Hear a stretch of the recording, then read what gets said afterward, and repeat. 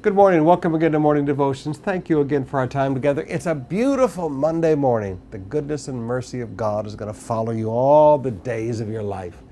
But I want to talk to you about something today that people don't like to talk about anymore.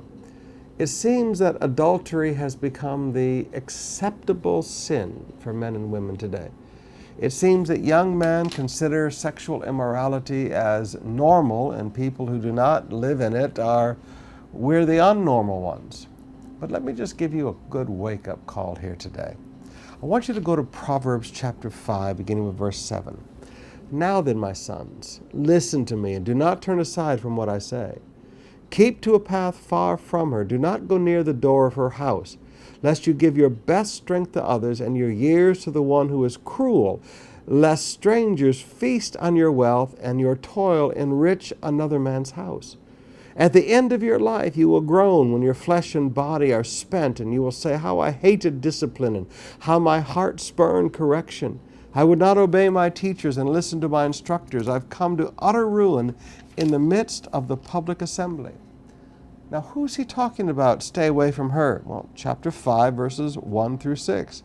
It talks about the adulteress. It says, this woman, her lips drip with honey, and her speech is smoother than oil. She's very beautiful and she's very tempting. But Solomon says to his son, now son, you need to understand. If you go off and you live in sexual immorality, number one, you're going to be a slave. Number two, you're going to lose your wealth. Others will feast on your wealth. Number three, your heart is going to be changed. When you start living in sexual immorality, your heart is changed to a heart of disobedience and rebellion, and you're going to end your life in shame, public shame, in the midst of the whole assembly. I want to challenge young men and young women today. Live clean. I tell young men, keep your zippers up.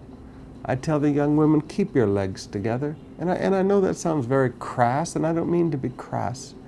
But young people, if you want to be happy, keep yourself clean sexually. Married men and married women, you want to be happy. As he comes down here, he says, drink water from your own cistern, running water from your own well. He speaks in a very polite way, but he says, have sex with your own wife. Have sex with your own husband. All your sexual needs can be met. Your sexual fantasies, your lust, that will not be met in marriage. Lust is a sin. It can't be satisfied in a marriage relationship. But I would challenge the young people today and all of our marrieds, live clean. That way you will live happy and free and blessed and prosperous.